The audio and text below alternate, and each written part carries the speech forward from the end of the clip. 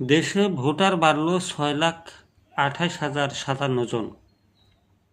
দেশে ভোটারের সংখ্যা বেড়েছে আরও 6,28,057 জন। সর্বশেষ হালনাগাদ তালিকা অনুযায়ী বর্তমানে দেশে মোট ভোটার সংখ্যা দাঁড়িয়েছে 12,83,23,240 জনে। এর আগে এই সংখ্যা ছিল 12,76,95,183 জন।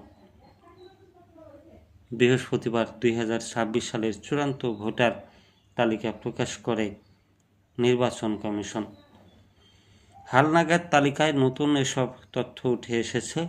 তালিকা অনুযায়ী নতুন ভোটারদের মধ্যে পুরুষ 6,12,731 জন এবং নারী 6,31,09,226 জন। এ সময় ভোটার বৃদ্ধির হার 0.5%।